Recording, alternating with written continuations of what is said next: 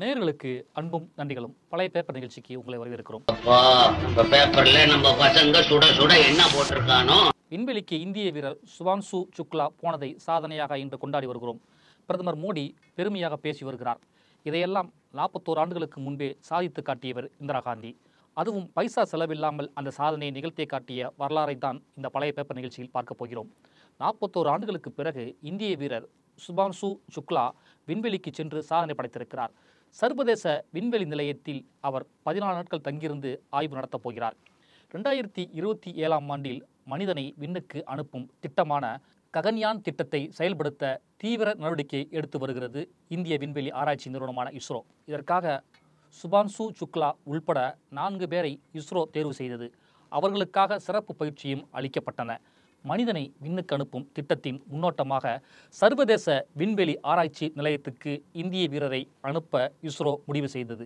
அமெரிக்காவின் நாசாவுடன் இணைந்து இஸ்ரோ சர்வதேச விண்வெளி நிலைய ஆராய்ச்சி குழுவுடன் செல்ல இந்திய விண்வெளி வீரரான சுபான்சு சுக்லாவை தேர்வு செய்தனர். அமெரிக்காவின் புளோரிடாவில் உள்ள நாசாவின் கென்னடி விண்வெளி மையத்தில் இருந்து பால்கான் 9 ராக்கெட் மூலம் ஆக்சியம் ஸ்பேஸ் என்னும் தனியார் நிறுவனத்தின் ஆக்சியம் 4 பயணத்துக்கான ஸ்பேஸ் எக்ஸ் டிராகன் விண்கலத்தை சர்வதேச விண்வெளி நிலையத்திற்கு ஏவ திட்டமிட்டார்கள்.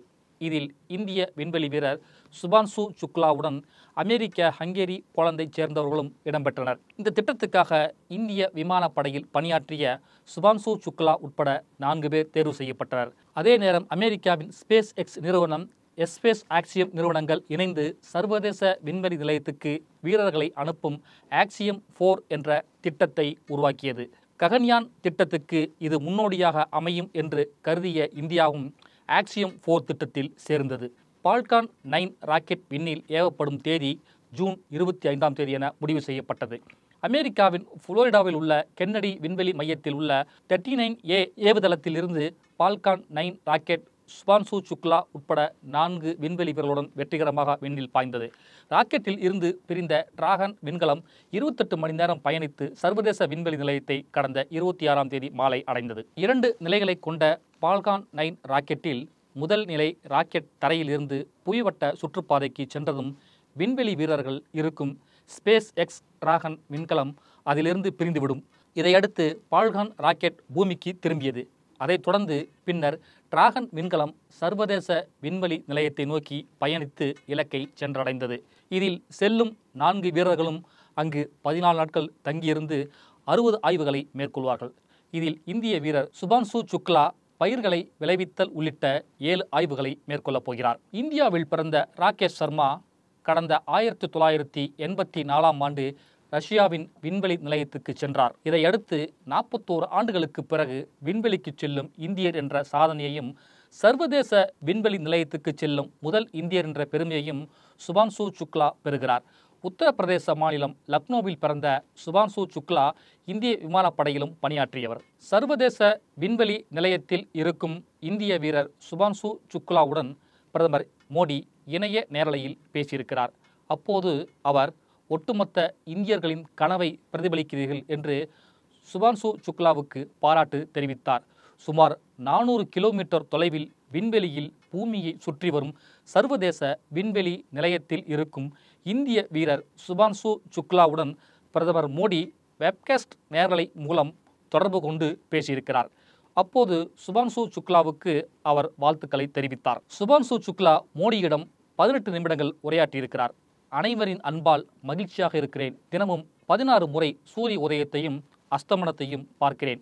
நான் பயிற்சி பெற்ற காலத்தில் உணர்ந்ததை விட இங்கு வித்தியாசமாக இருக்கிறது. இங்கு ஈர்ப்பு விசை இல்லாததால் பல மாற்றங்களை உணர்கிறேன். தூங்குவது ஒரு பெரிய சவாலாக இருக்கிறது. நான் விண்வெளி வீரனாவேன் என்று கனவில் கூட நினைக்கவில்லை. ஆனால் இன்று நடந்துவிட்டது. இந்த பயணம் எனது தனிப்பட்ட சாதனை இல்லை, இந்திய மக்களின் சாதனையாக பார்க்கிறேன். தற்போது மணிக்கு 28,000 கிலோமீட்டர் வேகத்தில் பயணிக்கிறோம். இந்த வேகம் நமது நாடு எவ்வளவு வேகமாக முன்னேறி வருகிறது என்பதை பிரதிபலிக்கிறது. இந்தியாவை வரைபடத்தில் பார்ப்பதை விட விண்வெளியில் இருந்து பார்ப்பதற்கு மிகவும் பிரம்மாண்டமாகவும் பெரியதாகவும் இருக்கிறது என்று மோடியிடம் சொல்லியிருக்கிறார். இதையெல்லாம் 41 ஆண்டுகளுக்கு முன்பே சாதித்து காட்டியவர் பிரதமர் இந்திரா காந்தி. இந்திய வீரர் சுபான்சு சுக்லாவுக்கு முன்பே ராகேஷ் சர்மா 1984ஆம் ஆண்டு இந்திரா காந்தி ஆட்சியில் ரஷ்யாவின் விண்வெளி நிலையத்துக்கு சென்றார். 1984 ஏப்ரல் 5ஆம் தேதி அன்று ராகேஷ் சர்மாவுடன் டெல்லியில் இருந்தபடியே பிரதமர் இந்திரா காந்தி செயற்கைக்கோள் டெலிஃபோன் தொடர்பு மூலமாக பேசினார். தகவல் தொழில்நுட்பத்தின் வீச்சு இல்லாத காலத்திலேயே செய்யப்பட்ட சாதனை அது. இப்போது மோடி எப்படி சுபான்சு சுக்லாவிடம் பேசினாரோ அதே போல 41 வருடங்களுக்கு முன்பு இந்திரா காந்தி ராகேஷ் சர்மாவிடம் பேசினார். 1984ஆம் ஆண்டு விண்வெளிக்கு சென்ற முதல் இந்தியர் என்ற வரலாற்றை படைத்த ராகேஷ் சர்மா அப்போதைய பிரதமர் இந்திரா காந்தியுடன் உரையாடிய சுவாரஸ்ய வீடியோ இப்போதும் இணையத்தில் வைரலாகி வருகிறது. 1984ஆம் ஆண்டு ஏப்ரல் 2ஆம் தேதி ஏவப்பட்ட சோவியத் யூனியனின் சோயுஸ் D-11 பயணத்தில் ராகேஷ் சர்மாவும் அங்கம் வகித்தார். அப்போது விண்வெளிக்கு சென்ற வீரர்களுடன் மாஸ்கோவில் இருந்த அதிகாரிகள் உரையாடினர். அதில் அப்போதைய இந்திய பிரதமர் இந்திரா காந்தியும் இருந்தார். விண்வெளியில் இருந்து இந்தியா எப்படி இருக்கிறது என்று இந்திரா காந்தி கேட்க அதற்கு ராகேஷ் சர்மா அளித்த பதில் என்ன தெரியுமா? சாரே ஜஹான் சே அச்சா என்ற கவிஞர் இக்பாலின் பாடல் வரிகளை ராகேஷ் சர்மா சொன்னார். அதற்கு பொருள் முழு உலகத்தையும் விட சிறந்தது என்பதாகும். இதை கேட்டதும் இந்திரா காந்தி புன்னகைத்தார். விண்வெளியிலிருந்து பார்க்கும்போது இந்தியா எப்படி காட்சி அளிக்கிறது என்று ராகேஷ் சர்மாவிடம் இந்திரா காந்தி கேட்டதும் உடனே ராகேஷ் சர்மா சிறிதும் தயங்காமல் சாரே ஜஹான் சே அச்சா என்ற பாடல் வரிகளை சொன்னார். ராகேஷ் சர்மாவின் உடல்நிலை பற்றி இந்திரா காந்தி விசாரித்த போது உங்கள் குடும்பத்துக்கு ஏதேனும் செய்தி சொல்ல வேண்டுமா என்று அவரிடம் கேட்கிறார் இந்திரா காந்தி. நானும் எனது நண்பர்களும் ஆரோக்கியமாகவே இருக்கிறோம். இங்கே பலமான சாப்பாடு கிடைக்கிறது. தேவைக்கு அதிகமாகவே சாப்பிடுகிறோம் என்று ராகேஷ் சர்மா சொன்னதும் இந்திரா காந்தியால் சிரிப்பை அடக்க முடியவில்லை. இந்திரா காந்தியும் ராகேஷ் சர்மாவும் பேசும் இந்த வீடியோ தான் தற்போது சமூக வலைதளங்களில் திடீரென ட்ரெண்ட் ஆகி வருகிறது. ऊपर से भारत कैसा दिखता है आपको? जी मैं बगैर किसी झिझक के कह सकता हूँ कि सारे जहां से अच्छा நீங்கள் வரலாற்று சாதனை புரிந்திருக்கிறீர்கள். உங்களது இந்த மகத்தான சாதனையின் இந்தியாவின் விண்வெளி விஞ்ஞான உணர்வு மேலும் தூண்டிவிடப்படும் என்று நம்புகிறேன். இதுபோன்ற வீரச் செயல்களில் ஈடுபடுவதற்கு மேலும் பல இளைஞர்கள் வருவதற்கு உங்களது சாதனை ஊக்குவிப்பு சக்தியாக இருக்கும். விண்வெளியின் மர்மங்கள் குறித்து மனிதகுல அறிவை வளர்ப்பதில் உங்களது பங்கு குறிப்பிடத்தக்கதாக அமையும் என்று அன்றைக்கு ராகேஷ் சர்மாவை இந்திரா காந்தி பாராட்டினார். இஸ்ரோ மற்றும் சோவியத்தின் கூட்டு திட்டத்தின் ஒரு பகுதியாக அந்த பயணத்தில் ராகேஷ் சர்மா 7 நாட்கள் 21 மணி நேரம் 40 நிமிடங்கள் விண்வெளியில் கழித்தார். அவருடன் 2 ரஷ்ய விண்வெளி வீரர்களும் இருந்தனர். பைசா செலவில்லாமல் விண்வெளி சென்றவர் ராகேஷ் சர்மா. ஆனால் சுபான்சு சுக்லாவுக்கு 544 கோடி ரூபாய் செலவாகியிருக்கிறது. ராகேஷ் சர்மாவின் விண்வெளி பயணத்துக்கு ₹1 கூட செலவு ஏற்படவில்லை. ஆனால் சுபான்சு சுக்லாவுக்கு மட்டும் ஏன் செலவழிக்கப்படுகிறது என்று பலரும் கேள்வி எழுப்புகிறார்கள். அமெரிக்காவில் செயல்படும் மனித விண்வெளி பயண சேவைகள் நிறுவனமான ஆக்சியம் ஸ்பேசஸ் நிறுவனத்தின் ஆக்சியம் 4 திட்டத்தின் கீழ் சுபான்சு சுக்லாவுடன் அமெரிக்காவைச் சேர்ந்த கமாண்டர் பெக்கி விட்சன், போலந்து வீரர் ஸ்லோவோஸ் உஸ்னான்கிஸ், ஹங்கேரி வீரர் டிஃபோர் கபு ஆகியோரும் இந்த குழுவில் உள்ளனர். சர்வதேச விண்வெளி நிலையத்துக்கு சுக்லா செல்வதற்கு கட்டணமாக $64 மில்லியன் அதாவது சுமார் 544 கோடி ரூபாய் செலவழிக்கப்பட்டிருக்கிறது. இந்த நிலையில் 1984ஆம் ஆண்டில் முன்னாள் பிரதமர் இந்திரா காந்தி ஆட்சி காலத்தில் விண்வெளிக்கு அனுப்பப்பட்ட ராகேஷ் சர்மாவின் பயணத்துக்கு கட்டணம் எதுவும் அளிக்கப்படவில்லையே என்று இணையத்தில் பலரும் கேள்வி எழுப்புகிறார்கள்.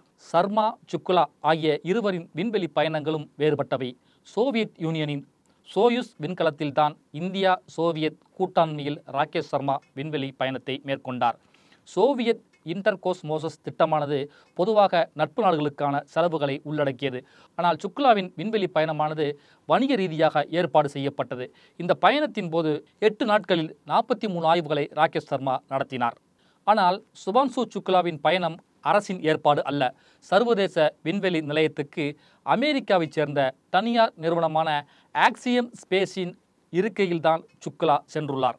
தனியார் நிறுவனத்தின் இருக்கை என்பதால் ஆக்சியம் 4 திட்டத்தில் இந்திய விண்வெளி வீரர் சுக்லா இடம்பெறுவதற்கு இந்திய அரசு 548 கோடி ரூபாயை செலவழித்திருக்கிறது. இந்தியா சொந்தமாக விண்வெளியில் தமக்கென்று ஆய்வு மையத்தை நிறுவுவதற்கு 2040 முதல் 2045ஆம் ஆண்டுக்குள் ஒரு இலக்கை நிர்ணயிக்கப்பட்டிருக்கிறது.